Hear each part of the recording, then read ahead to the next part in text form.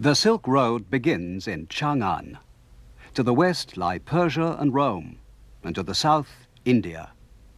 If you continue eastwards, you eventually come to Korea and Japan. The Silk Road ends in Chang'an as well, the place people came to for silk and for Eastern culture. Already more than 2,000 years ago, Chang'an was a center of exchange between East and West.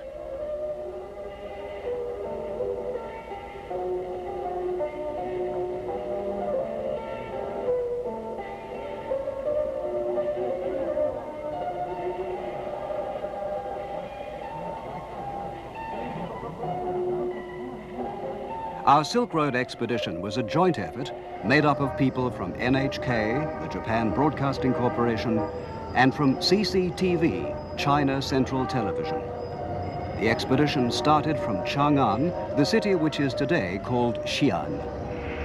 It was the beginning of a journey that would take us across the Yellow River, through the Taklamakan Desert, and towards Pamir. It's the world's last unexplored region, the Silk Road. The bell tower near the center of Xi'an is a sort of symbol of the entire city. This was the center of Chang'an, which was the capital of China during the Han and Tang dynasties, and which flourished as the terminus of the Silk Road. During the Tang dynasty, Chang'an was a splendid city, about 9 kilometers or 5 miles square. It was about twice the size of the present city of Xi'an. The Tang Imperial Palace stood where the bell tower now stands, a very impressive building centered on the Imperial Council Hall. Directly in front of the Council Hall lay a great avenue, 150 meters wide or 500 feet, called Tu Chua Avenue. This was the city's main thoroughfare, and other streets branched at right angles from it, forming square city blocks, like a chessboard. In the eastern part of the city were marvelous buildings, such as the Xingqin Palace of the Emperor Xuanzong. And merchants came to Chang'an from all over the world. Merchants from the east congregated in what was called the Eastern Market, and those from the west in the Western Market. Here, foreign traders could find lodging houses and take part in the city's thriving business. And leading westwards from Chang'an was the Great Silk Road.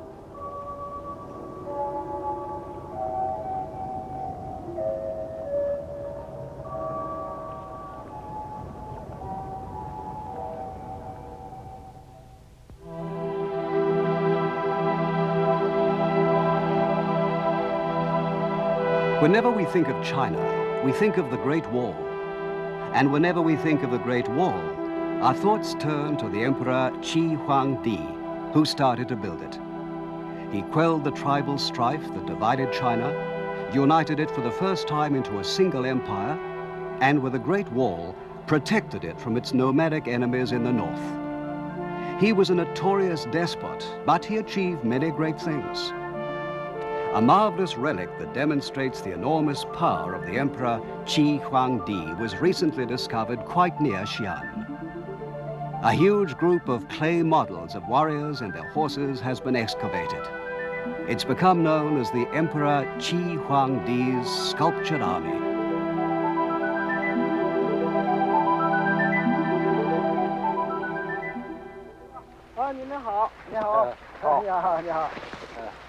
Ja, すいませんな。对不起啊。ああ。杨さんというのはどの人ですか？哪个是姓杨的？啊，他是这个。他们那个です。あ、这个。この人が楊さんですか？はい。あ、こんにちは。你好。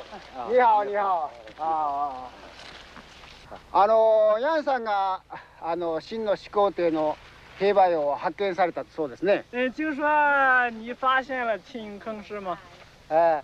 毛主席啊，在这个龙泉基建尤其在水利基建方啊，我们这个临潼县呀、盐寨公社下环这个大队西洋生产队，在这个水利建设上打井啊，这个达到啊这个4.5米左右啊，发現这个秦俑啊。当時我が人民公社の社員たちはですね、糸を掘るとき、糸を掘るとき、地下4メートルの深さのところですね、新の黑馬ヨコを発見しました。それだけ立派なものを発見されたから、今英雄ですね。你发现了这么一个重大的发现呀，你是一个英雄啊。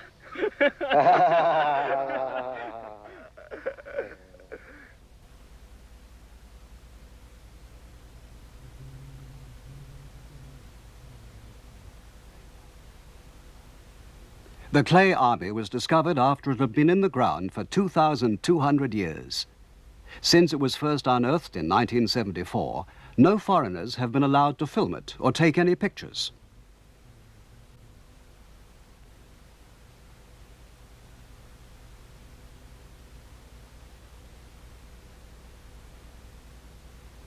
The joint Chinese-Japanese expedition was the first television team allowed to cover the sculptured army, the greatest archaeological discovery of the 20th century.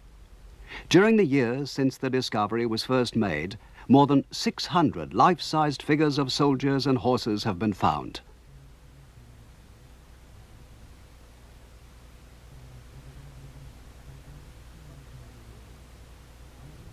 But they have only excavated about a tenth of the whole area. When they've all been uncovered, it's expected there'll be more than 6,000 figures.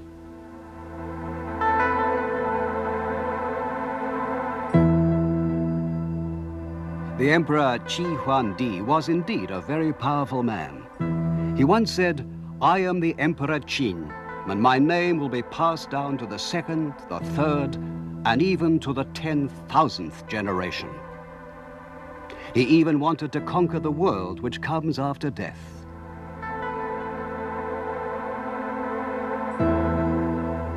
He built a sort of tomb palace underground where he'd live after his death, and placed soldiers at its four corners like an imperial guard. Today, this is all being carefully excavated by the archaeologists. The clay statues which are now appearing are the men of that imperial guard.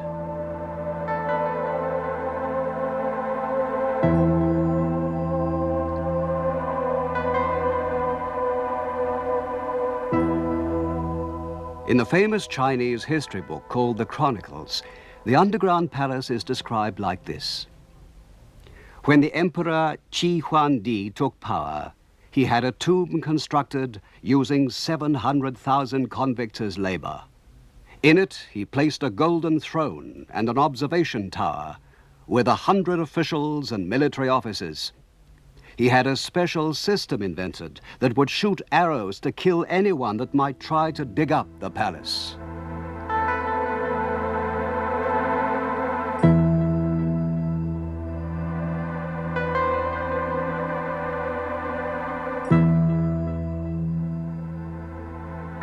But the reign of this great tyrant, who boasted that his name would be passed down for centuries, only lasted for a brief 15 years.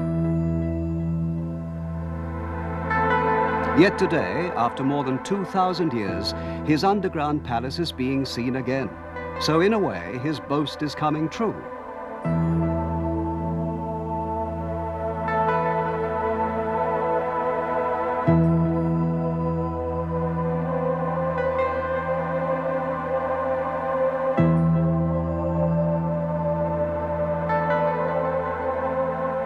The archaeologist in charge told us that to complete the excavation will take about another 20 years of work. He invited us to come back in the year 2000 and told us we'd be welcome.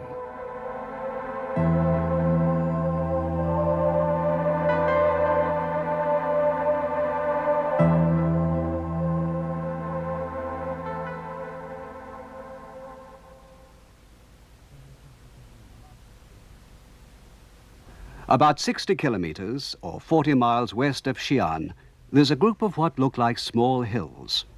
It's the tombs of emperors of the Han dynasty, which ruled China after the Qin about 2,000 years ago.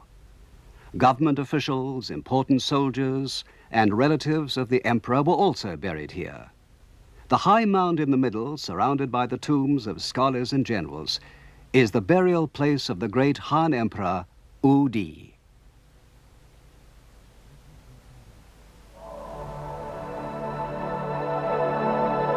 It's about 46 meters high, or 150 feet, and about 230 meters wide at the base, or 250 yards.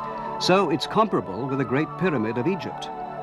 The Emperor Wu was master of China, and to help him conquer the Xiongnu to the north, probably the ancestors of the Huns, he decided he ought to make a military alliance with a country to the west called Yuezhi.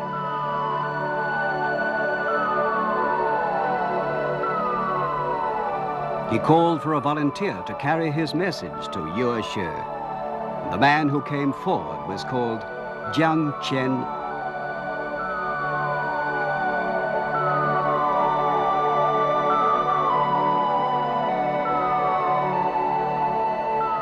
Chang set out towards the west with a guide called Gan Fu and about 100 companions.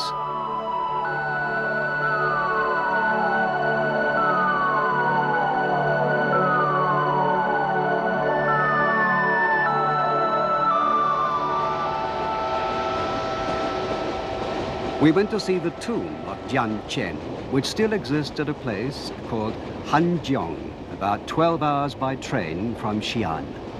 We were the first expedition of foreigners ever to visit the tomb.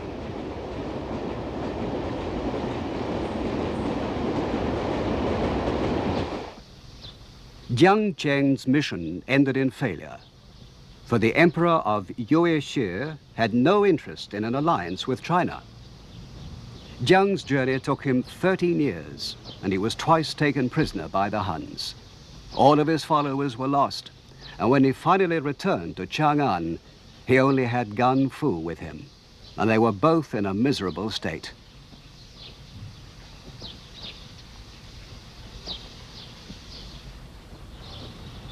But Chang hadn't wasted his time. As soon as he was granted an audience with the Emperor Wu, he told him, "They have marvelous horses in the western lands which gallop as though they were flying, and which sweat drops of blood."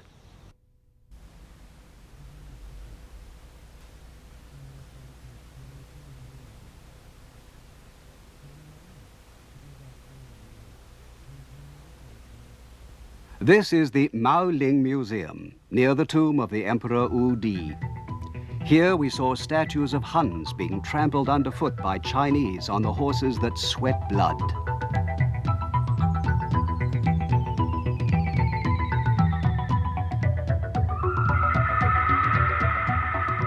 Their hands grasp the air uselessly, and the horse whinnies triumphantly.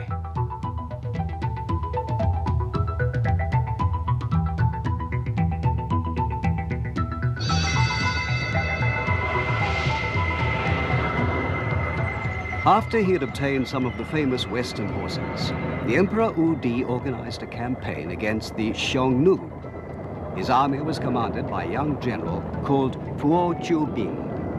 Handling his new cavalry skillfully, young General Fuo fought and won battle after battle with the mounted armies of the Xiongnu.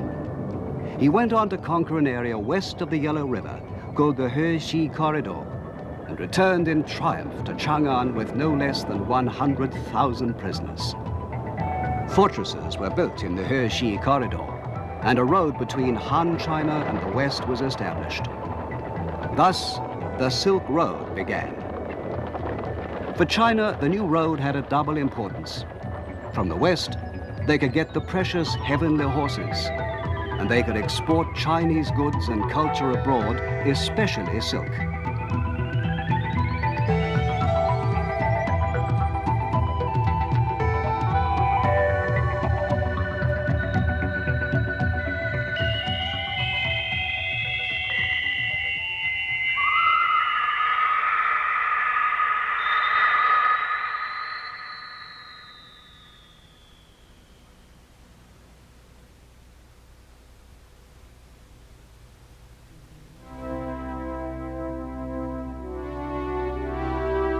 "50 miles west of Xi'an lies the largest tomb in China, perhaps the largest tomb in the world. It's the burial place of the third emperor of the Tang dynasty, which started in 618 AD. His name was Gao Zhong, and his empress who was buried with him was called Wu Zetian. Wu Zetian, who ruled alone for 50 years after the death of her husband, was the only empress in the entire history of China. During her reign, China flourished, and its capital, Chang'an, became the biggest and busiest city in the world, with a population of more than 1 million people. The Tang dynasty was the greatest dynasty in all China's history, the flower of the dynasties. The capital, Chang'an, was a veritable peony blossom, and the empress Wu Zetian was like the queen bee among its petals. This tomb, called Qianling, was built into a mountain 1,048 meters high, or 3,000 feet, and it represents a peak in China's history. Soon they'll start to excavate it properly.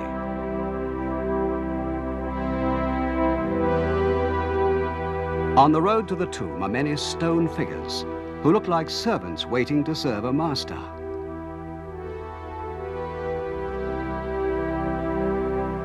These 10 figures are each 4.5 meters tall, or 15 feet, and they represent well-known military and civilian officials who served the Emperor Gaozong.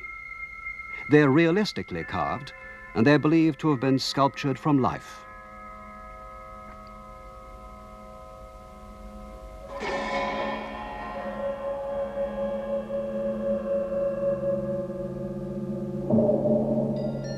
There are also figures of animals, such as lions, standing guard. The winged figures are typical of the style of the Western lands.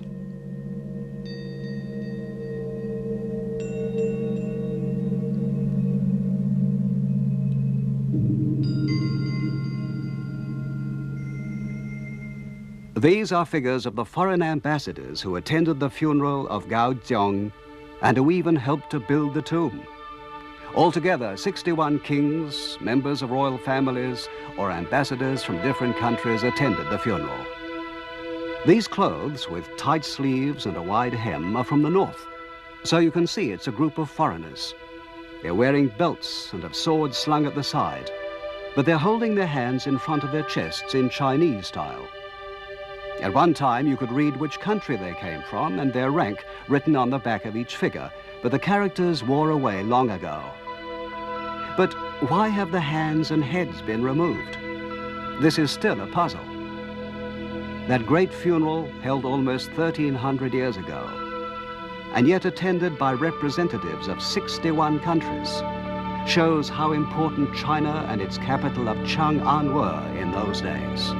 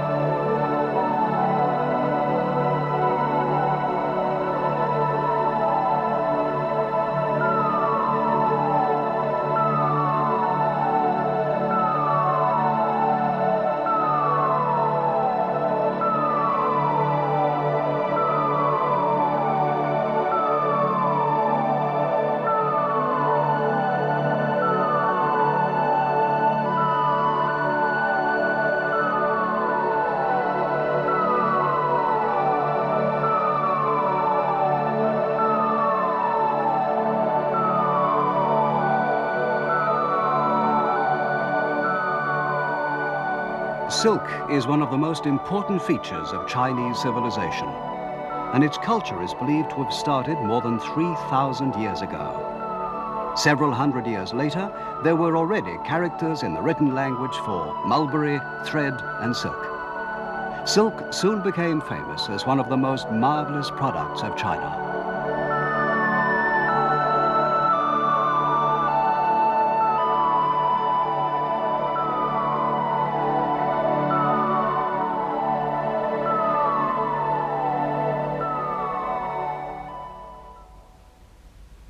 This is the tomb of Princess Yongtai, near the Qianling Mound.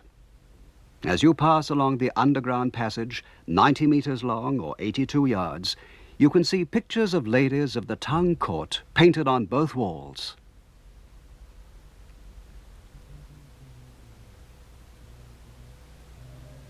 The silk that drapes these ladies was described by a poet of the Tang dynasty.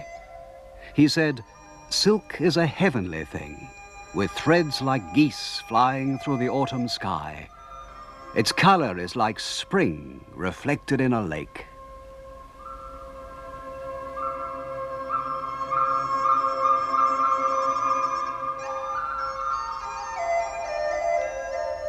These ladies are playing with flowers in a garden.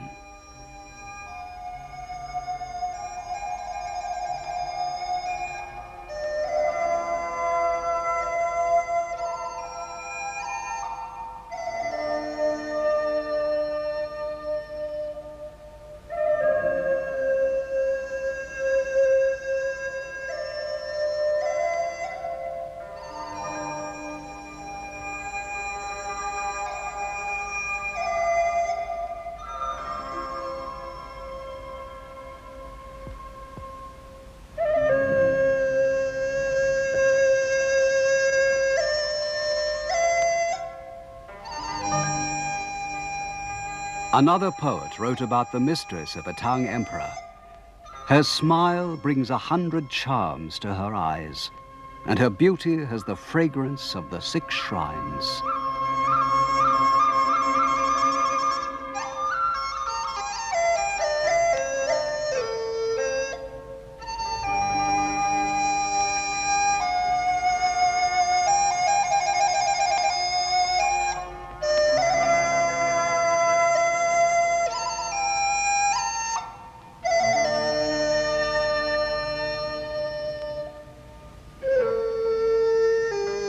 When she bathes in the pond, her servants are struck dumb by her beauty.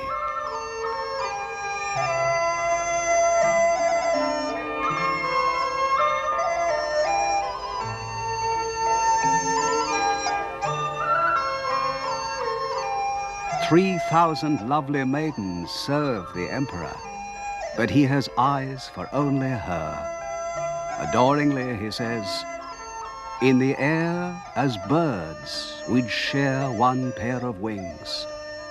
Here below, as trees, our branches intertwine.'"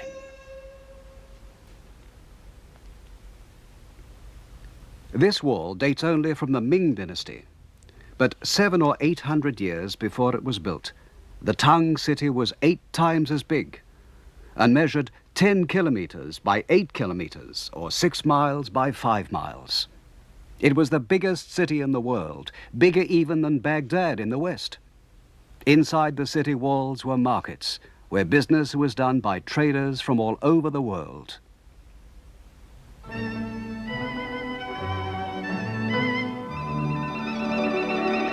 The Western Market was the place where the merchants of the Silk Road gathered to buy and sell.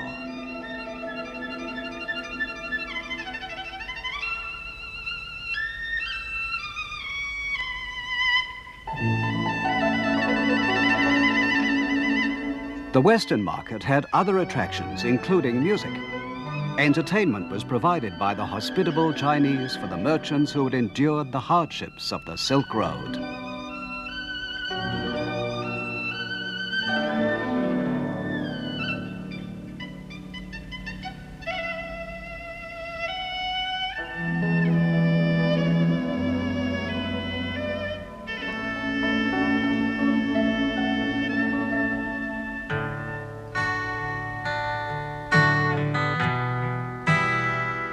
Merchants from Rome, from Persia, and from Central Asia all gathered at the Western Market.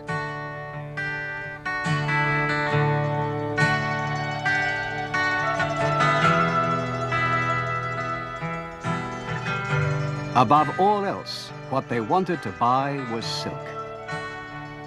In Imperial Rome, silk was worth literally its weight in gold.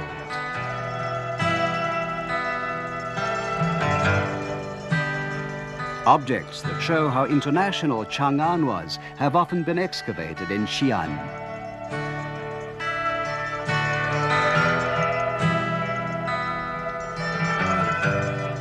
Figures made of the Tang soft ceramic show people from many countries. They've even found ancient Japanese coins.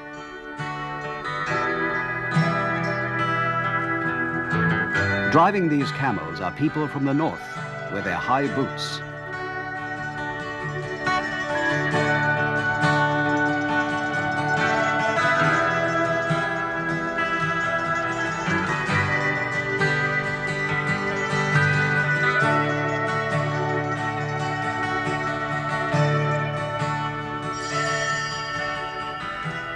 Cultural exchange was flourishing, and a new Silk Road culture was beginning.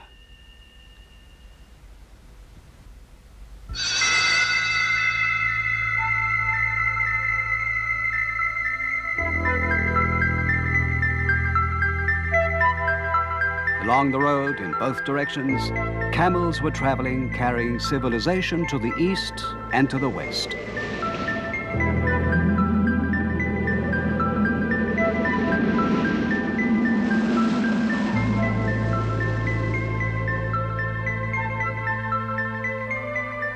This silken artificial flower was found at an important town on the Silk Road called Turfan, about 1,500 kilometers west of Chang'an, or 900 miles. According to the Chinese archaeologists, it's about 1,500 years old, but because Turfan is such a dry place, it's been perfectly preserved.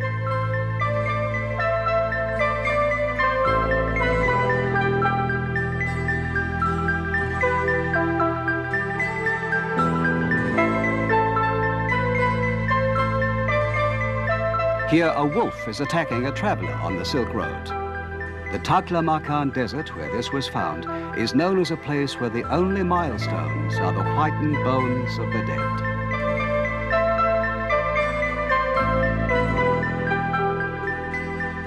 But still, people succeeded in walking across it, and silk arrived in Rome.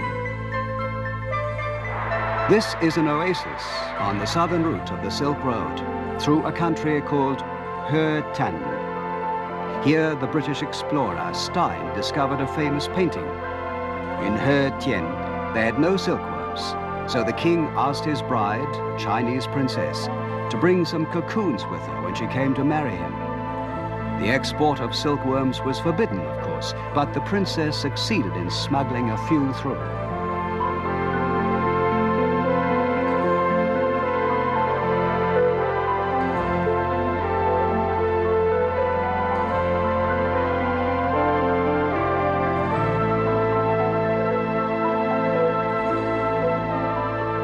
Here you can see one of the princess's ladies-in-waiting pointing to her crown.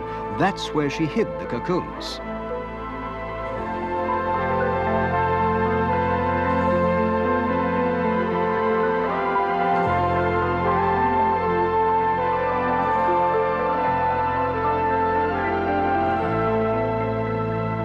Eventually, the silk crossed the mountains of Pamir, the deserts of Arabia, and arrived in distant Rome.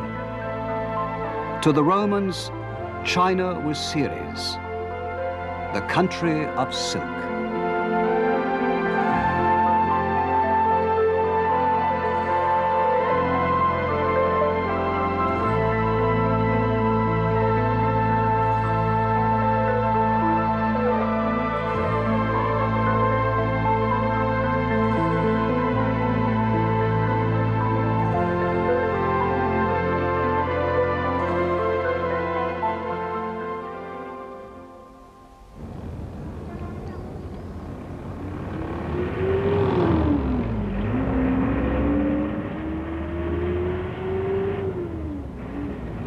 The city of Xi'an is in China's Shanxi province. It has a population of 2.5 million, about twice as many as in ancient Chang'an.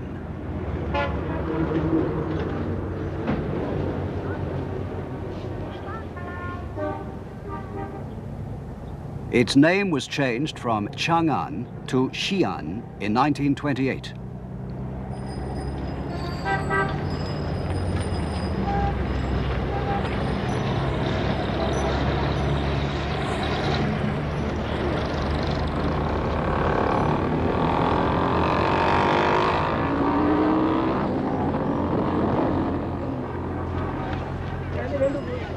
We wanted to see what was left in today's city of ancient Chang'an, the capital of 11 Chinese emperors long ago.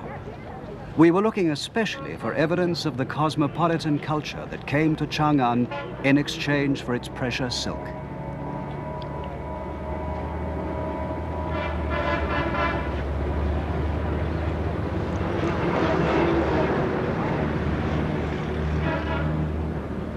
When we visited Xi'an, it was autumn. The city was bustling with celebrations for the 30th anniversary of the founding of modern China.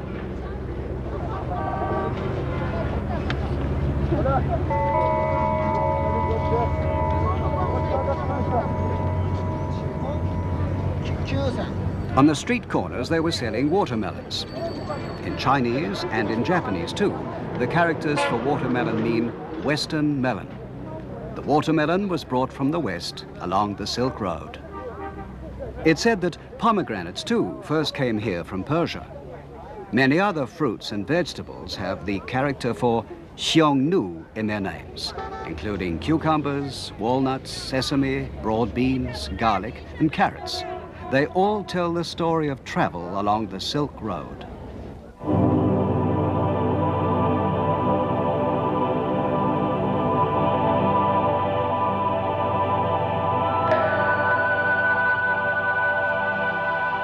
All kinds of new entertainments were also brought for the people of Chang'an.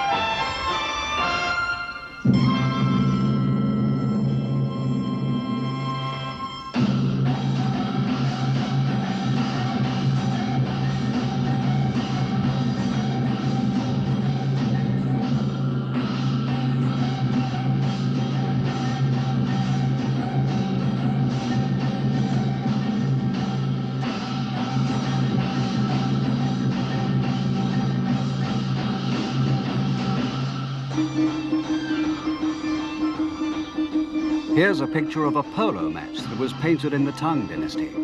Polo, which originally comes from Persia, was the favorite game of the Emperor Xuanzong and was very popular among the aristocrats of Chang'an.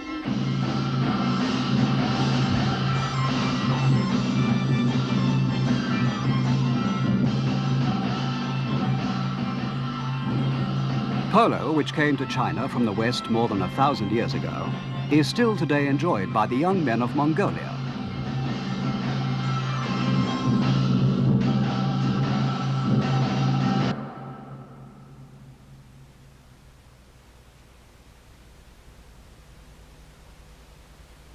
People traveling along the Silk Road also brought their religions with them.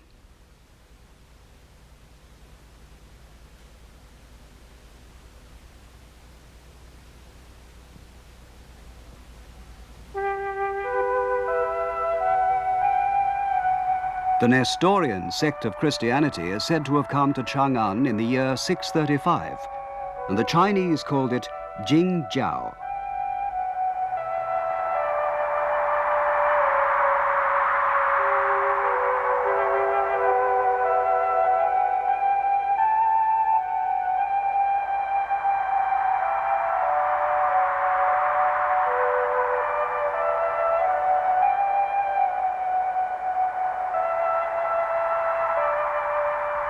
Jingjiao spread quickly in Chang'an, and this great memorial was set up to record its arrival.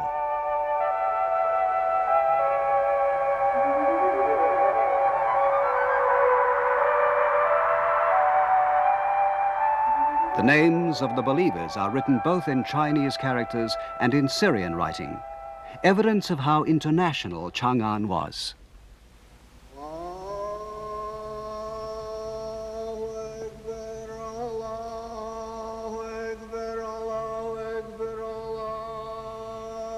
While we were in Xi'an in 1979, Islam was big news all over the world. But Islam has been here for many years. We visited the famous mosque called Ching Su.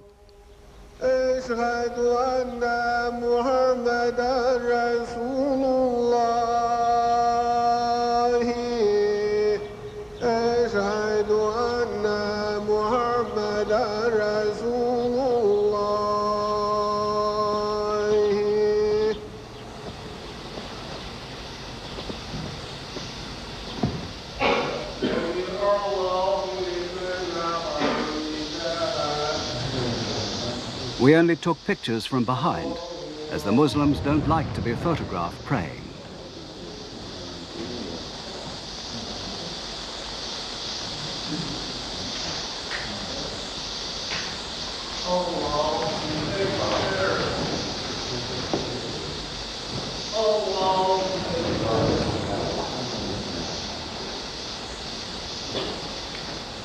Muslims face Mecca 5 times every day in prayer.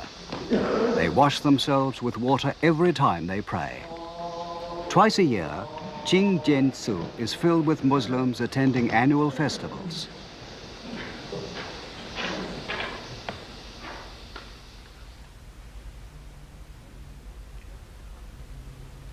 During the Tang dynasty, it's recorded that the city had 1,000 Muslims.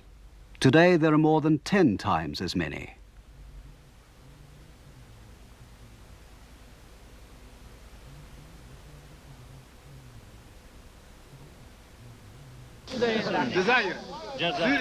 Here we are with some new foreign friends from China, Algeria, and Syria. Algeria,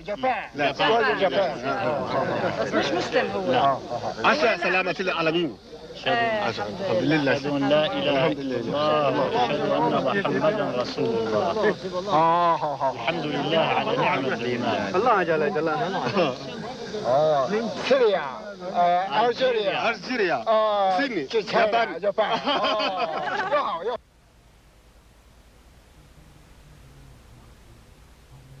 But nothing influenced China as much as another religion that arrived on the Silk Road, Buddhism.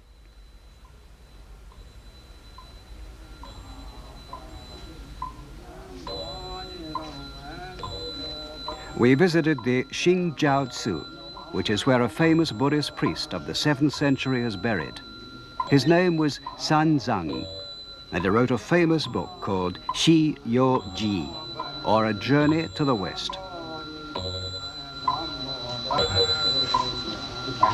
The Tang Emperor Gao Zhong grieved when Sanzang died and said that China had lost a national treasure. For the past 1,300 years, this Xingjiao-Tzu has been China's main Buddhist temple.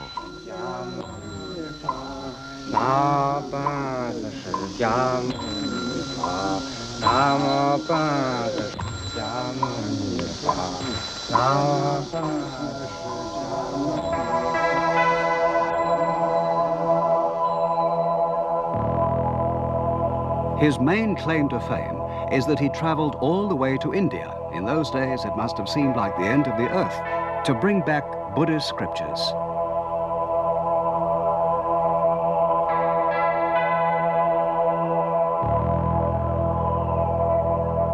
From the time he left Chang'an until he returned, the entire journey of 25,000 kilometers or 15,000 miles took him no less than 16 years.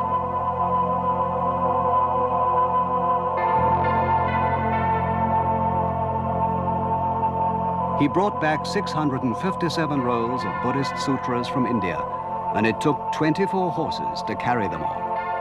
As soon as he'd returned to China, he started the immense job of translating them all into Chinese. The influence Sanzang's journey had on China is incalculable, and what he accomplished, he did as a pioneer on the Silk Road.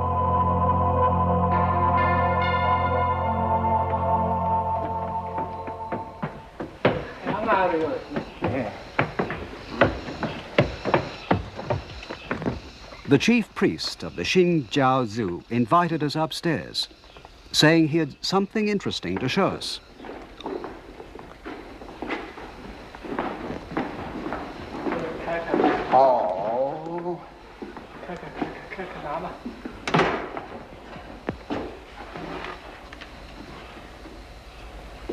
放那，对对，哦，放那放。 Many Buddhist documents are preserved here, as you would expect. And although there's no proof that these are the actual sutras that Sun Zang brought back, the head priest handled them with great reverence. これは随分古いもののようですが、一体何でしょうかね。这个东西这么旧了，这什么东西啊？北野经。叫白药経と言います。白药経。白药経。白药経ってのは何ですか？什么叫北野经啊？这是印度的北野树的树叶。これはですね、インドのある白葉という木の葉っぱです。葉っぱ。はあ、随分古いもののようですが。 何書いてあるんですかね？これいつの時代のもんでしょうね。这么旧了，上面写的什么呀？这是不是很古了？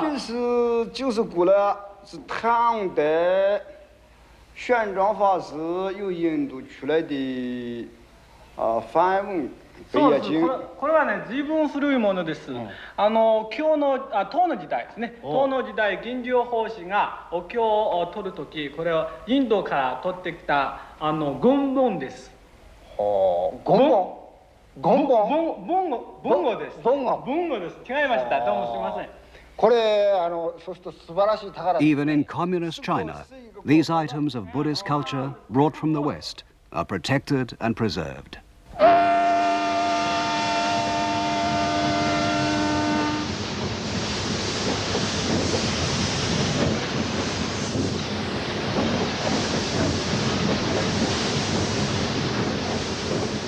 Xi'an is a transit point on the modern Silk Road that starts from Shanghai, the gateway to the ocean, and runs to Urumqi, the international city in the inner continent. The people today who leave from Xi'an travel the distance of about 2,000 kilometers, or 1,300 miles, in 2 days and 2 nights.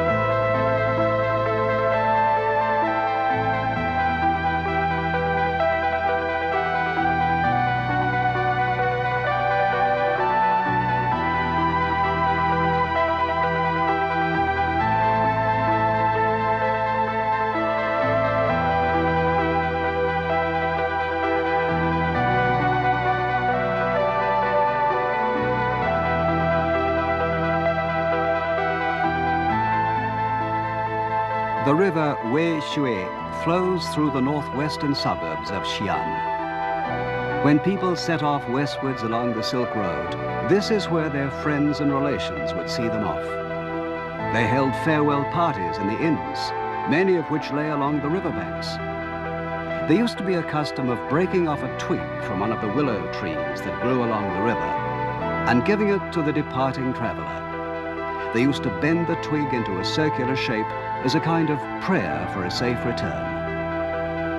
Many great works of Chinese literature have been written about the pain of parting at the beginning of the Silk Road, but none more famous than the words of the Tang poet Wang Wei.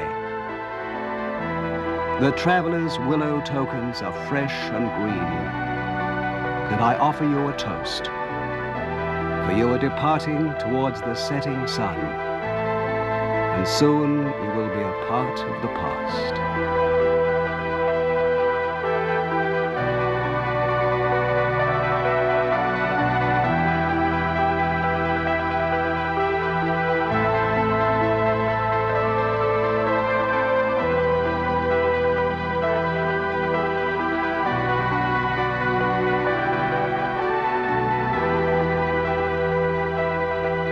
We bade farewell to our hosts in Xi'an and departed across the river for Donghuang, for the Taklamakan Desert, and for lands unknown.